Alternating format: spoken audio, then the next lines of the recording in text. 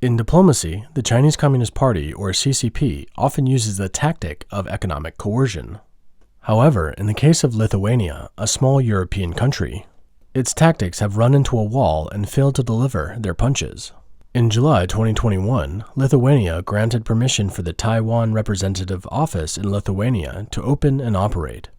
Lithuania defended its right to have ties with Taiwan, but said it respected the One China policy, as the Taiwan Representative Office wasn't the Embassy of the Republic of China in Lithuania, nor the Embassy of the Republic of Taiwan in Lithuania. Taiwan's new office in Lithuania doesn't equate to official diplomatic relations, but could be seen as a sign of growing ties between both places. Beijing was furious because the new office bears the name Taiwan rather than Chinese Taipei, the name used by many foreign nations to avoid offending China. On August 10th, China recalled its ambassador to Lithuania and asked Lithuania to recall its ambassador to China. The CCP seems to be unaware that in the past few years, targets of the CCP's repression have been receiving more sympathy and support from the world. When the CCP held Canadian hostages, the ambassadors of 25 countries came out to support Canada. When it bullies Australia, the G7 and many other countries have stood by Australia. When it has suppressed India, the US, Russia, and the EU have all sided with India. Against the above background, the greater the effect of the CCP's suppression of Lithuania, the more counterproductive force it will generate within the EU. On September 1st, the Foreign Affairs Committee of the European Parliament added and adopted an impromptu proposal to support and welcome Lithuania's agreement to establish a Taiwan representative office. On the same day, it also adopted a proposal recommending the EU High Representative for Foreign Affairs and Security Policy to rename the European Economic and Trade Office in Taipei as EU Office in Taiwan. On November 18, 2021, the Taiwan Representative Office in Lithuania was officially opened in Vilnius, the capital of Lithuania. This is the first time that Taiwan has established a representative office in a country that it has no diplomatic tie with under the name of Taiwanese Representative Office. On November 21st, China downgraded its relations with Lithuania to the chargé d'affaires level. 我们敦促立方切实遵守国际关系基本准则，认真履行自己所做的承诺，尽快纠正损害中国主权和核心利益的错误行为。 On December 15th, Lithuania confirmed that it had recalled all its diplomats in China. In Beijing's experience, it's not enough to apply diplomatic pressure. It's necessary to make the other side incur heavy economic losses to claim a real victory. Consequently, Beijing authorities started to curtail exports to Lithuania, which Lithuanian Deputy Foreign Minister Mantas Adomines said had affected the food, laser, raw materials, pharmaceuticals, furniture, and clothing industries. In August 2021, Delphi, one of Lithuania's largest news portals, reported that Lithuanian exporters began complaining after China recalled its ambassador from Lithuania and that China no longer buys products such as cheese, grain, and wood from Lithuania. Lithuania is a small but geographically important country, as it's located on an affordable transit route for rail shipments from China to Europe. In retaliation to Lithuania, Beijing has suspended direct rail that connects the two countries. Only cross-border traffic remains. Chinese media reported that China and Germany have agreed that China-Europe freight trains will bypass Vilnius and stop directly in Leningrad, Russia. However, all of this hasn't been very damaging to the Lithuanian economy, because the two countries aren't closely linked economically. Lithuania's population is only 2.8 million, and the size of its economy is only 1/270th of China's. In 2019, Lithuania's foreign trade was close to $69 billion, and China ranked 22nd in Lithuania's export market and 10th in its imports. In 2020, the trade volume between the two countries increased by 7.5% year-on-year, although the total value amounted to only a little over $2 billion. Perhaps Lithuania is a small country and less economically dependent on China. It has less to lose from the sanctions imposed by the CCP. Therefore, it doesn't fear China like many other European countries. So what should the CCP do? The CCP has no shortage of tactics when it comes to scheming against others. It started to put pressure on multinational companies to cut off their business ties with Lithuania or face exclusion from the Chinese market. The Lithuanian Confederation of Industrialists, which represents thousands of Lithuanian companies, has confirmed that some multinational companies that buy goods from Lithuania are becoming targets of the CCP. On December 17th, Reuters, citing two people familiar with the matter, reported that Beijing is pressuring German auto parts giant Continental, which has a factory in Lithuania, to stop using parts made in Lithuania. The Baltic German Chamber of Commerce executive director said in an interview that some German companies have considered moving their production lines out of Lithuania. The German government hasn't yet made an official statement on the conflict between Lithuania and China in which German companies are involved. Chinese customs have removed Lithuania from the list of countries of origin since December 1st, leaving Lithuanian goods stranded in Chinese ports and unable to clear customs. On December 7th, Lithuania's largest trade body said that Chinese customs hasn't blocked the import of Lithuanian goods directly, but they face lengthy procedures and delays in the import process when entering China. The Chinese Foreign Ministry denies that the German Continental Group is being pressured.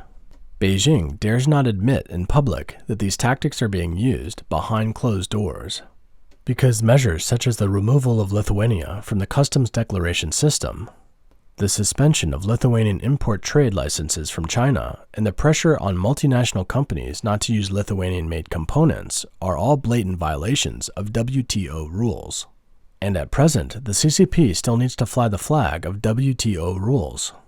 Overall, it shows that the CCP is unscrupulous in economic sanctions on the one hand, but on the other hand, it reveals how helpless the CCP is.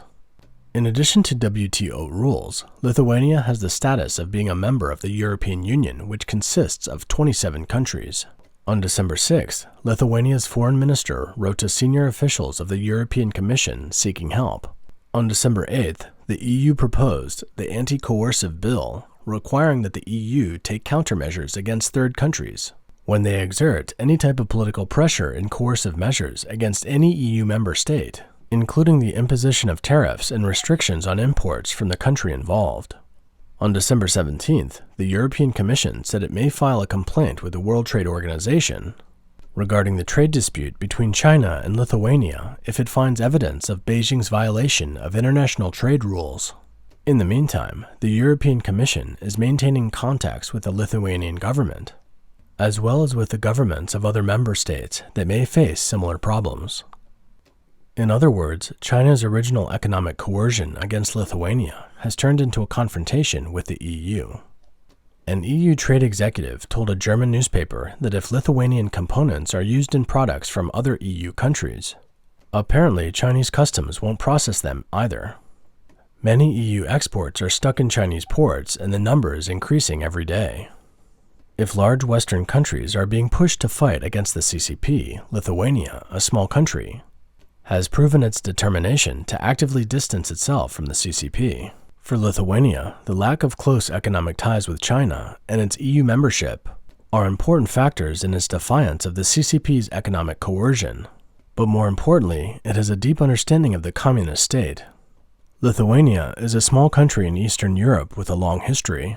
Its capital in Vilnius is the largest ancient city in Europe. During the First World War, Lithuania was occupied by the German Empire, then by the Soviet Union in 1939, and again by the Germans in 1941. After the Second World War, Lithuania was annexed by the Soviet Union and finally declared its independence in 1990. In an interview with the Taiwan news agency, the Lithuanian deputy foreign minister said that Lithuania's emotional closeness to the people of Taiwan isn't a recent phenomenon. Older Lithuanian diplomats told him that during the Cold War, the Republic of China, or Taiwan, didn't recognize the Baltic states such as Lithuania as part of the Soviet Union, and that in the 1970s the Lithuanian ministerial mission in Washington received a lot of assistance from the ROC embassy in the US, which the Lithuanians still remember to this day.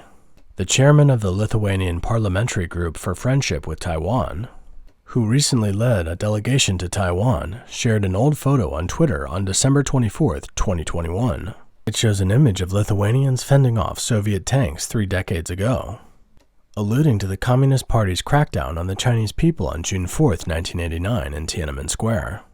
In a tweet, he said it was a photo that Beijing couldn't delete and stated that he never forgets to stand with Hong Kong and Taiwan. The Lithuanian foreign minister said that Lithuania is showing the world a way to resist the growing pressure from China by diversifying its supply chain and uniting with other democracies. It's reported that Lithuania is currently negotiating with Taiwan to build a factory in the field of chip cooperation and other matters.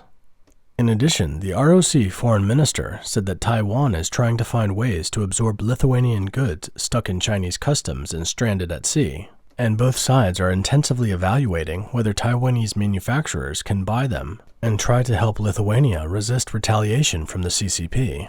In 1949, the government of the Republic of China, or ROC, led by Chiang Kai-shek, lost the Civil War and retreated to Taiwan. On October 25, 1971, the United Nations passed Resolution 2758, stating that the People's Republic of China, or PRC, was the sole legitimate representative in the UN, and that the Republic of China government had lost its right to representation.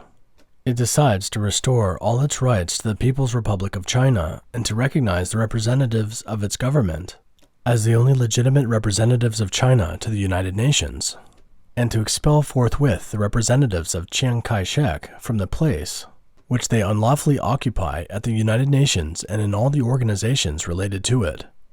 In the early 1970s, then U.S. President Richard Nixon said he would visit Beijing in 1972.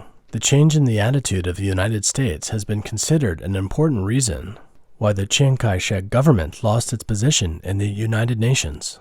After Taiwan withdrew from the UN, it was also asked to withdraw from various international organizations affiliated with the United Nations, including the World Health Organization and the International Civil Aviation Organization. At the time the resolution was passed, Taiwan still maintained diplomatic relations with 54 countries, including the United States, Japan, Australia, and Korea. At the same time, Taiwan was a member of the World Bank and the International Monetary Fund until 1980. Half a century has passed, and the world seems to be waking up to the fundamental differences between the People's Republic of China and the Republic of China. U.S.-China relations have reversed course once again. In late June 2020, Beijing introduced the national security law in Hong Kong. Consequently, Hong Kong has fallen as a free zone. This is the first time since the Cold War that a free zone has been lost, and the CCP hasn't stopped infiltrating abroad. Taiwan should be its next target. Meanwhile, Taiwan's success in dealing with the pandemic has drawn the attention of many countries to the value of Taiwan. Moreover, the importance of Taiwan's chip industry has given it increasing appeal in the global supply chain. It should be a trend for Western countries to give more recognition to Taiwan to protect their interests, fundamental values, and national security. Lithuania, a small country, is at the forefront of this trend. Can Beijing's economic coercion prevail? Where will the Communist Party go in the rapidly changing world environment? Let's see what the Lithuanians have to say. A Chinese Foreign Ministry spokesman said on December 20th that Lithuania's certain forces will eventually be swept into the garbage bin of history, while the Lithuanian diplomat replied in a tweet on December 22nd that communism is already there.